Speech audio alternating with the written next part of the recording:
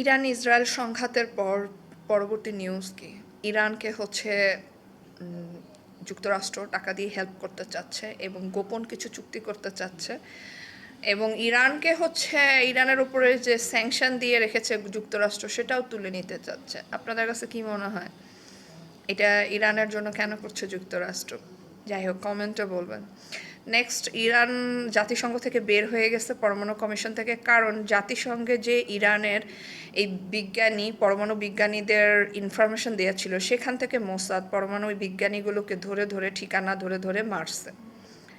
এবং ইরান হচ্ছে জাতিসংঘ থেকে বের হয়ে গেছে এবং ইরান বলেছে তারা পরমাণু কর্মসূচি অব্যাহত রাখবে, যেটা অ্যাজ ইউজুয়াল হওয়ার কথা, সেটাই হয়েছে। নেক্সট হচ্ছে, ইরানে যখন অ্যাটাক করেছে ইসরায়েল, তখন সিরিয়া তার আকাশ ব্যবহার করতে দিয়েছে, কোনো বাধা দেয়নি।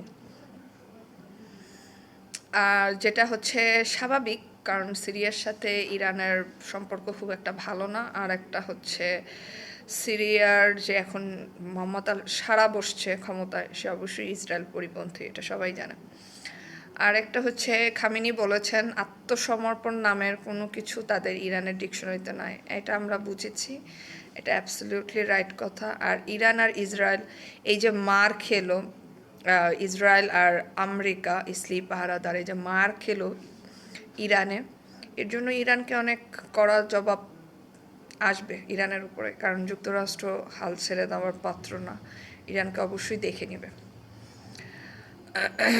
আর মুসলিম বিশ্বের আসলে উচিত বিভিন্ন পরমাণু ওপরে গবেষণা করা, এবং মুসলিম বিশ্ব যদি যুক্তরাষ্ট্রকে সঙ্গে নিয়ে ইসরায়েলকে সঙ্গে নিয়ে করে, তাহলে আসলে মুসলিম বিশ্বকে সারা জীবন অপারেশনই হতে হবে। সবাইকে কিম জং উনের সব কিছু সাপোর্ট করি না, কিন্তু কিম জং উনের মতো শাসক আসলে দরকার, যাদের মাথায় আসলে পশ্চিমাদের প্লটিংটা সবসময় থাকবে। আর একটা হচ্ছে, বাংলাদেশের যে একটা নিউজ, সেটা আমি দেখলাম, আসাদুজ্জামান কামাল, আমাদের যে বিগত পতিত স্বৈরাচারী দলের স্বরাষ্ট্রমন্ত্রী, উনি বলেছেন সেনাপ্রধান যদি হুঙ্কার দিতেন তাহলে 5 আগস্টের লোক বের হতো না।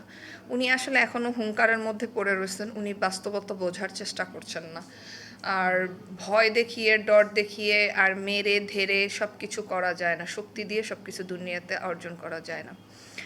এরপরে হচ্ছে, আপনারা দেখেছেন লালমনিরহাটে ভারতীয় রয়ের একটা কীরকম প্রকাশ্যে হুমকি, একজন নাপিত ইসলাম সম্পর্কে কটূক্তি করছে, নবীজি সম্পর্কে, সাধারণ জনগণ ধরে থানায় দিয়ে দিছে। এখন থানার ওসি সহ যারা যারা বাদী হয়েছে মামলায়, সবাইকে হচ্ছে ভারতীয় নাম্বার থেকে প্রাণনাশের হুমকি দিচ্ছে। এটা দ্বারা বোঝা যায় ইসকন এবং ভারতীয় রন্ধে রন্ধে ঢুকে গেছে। এটা লালমনিরহাটের একটা ক্লিয়ার পিকচার না, ম্যাক্সিমাম জেলারই মনে হয় ক্লিয়ার পিকচার। এবং শুধুমাত্র একটা নাপিতকে আটকানোর কারণে ভারতের নাম্বার থেকে এইভাবে থ্রেট, এটাকে আসলে হালকাভাবে নেয়ার কিছু নাই। জনগণের এটা নিয়ে আসলে এবং সরকারের এটা নিয়ে ভাবা উচিত। নেক্সট হচ্ছে, পাকিস্তান হচ্ছে ভারতকে ধমকাচ্ছে, এবং পাকিস্তান ভারতকে বলছে যদি পানি আটকে রাখে তাহলে যুদ্ধের সামিল, তারা যুদ্ধ করবে। আর একটা হচ্ছে, পাকিস্তানে হচ্ছে অনেকগুলো ভারতীয় পাকিস্তান অভিযান করে, যেটা নিউজে আসছে, ধরেছে, এবং তারা বলেছে এরা হচ্ছে বোধ ইসরায়েল এবং হচ্ছে ইরানের জন্য, এরা হচ্ছে বোধ ইসরায়েল এবং ভারতের জন্য কাজ করে, এবং এরা ইরানের ভিতরেও কাজ করছে মোসাদের হয়ে, এবং হচ্ছে পাকিস্তানের ভিতরে হচ্ছে খুবই বাজেভাবে সহিংসতা করার জন্য প্ল্যান ছিল তাদের, এবং পাকিস্তান তাদেরকে ধরেছে এবং বারবার দাবি করছে যে এরা। আর অন্যদিকে ইরান হচ্ছে ভারতকে ধন্যবাদ জানাচ্ছে। এখানে আমার একটা কিন্তু আছে, আসলে ভারত কি ইরানের বন্ধু সেটা একবার বুঝতে হবে। ভারতের সাথে কিন্তু কিছুদিন আগে খামেনির একটু উত্তপ্ত অবস্থা গিয়েছে, যখন খামেনি কাশ্মীর নিয়ে কথা বলেছে।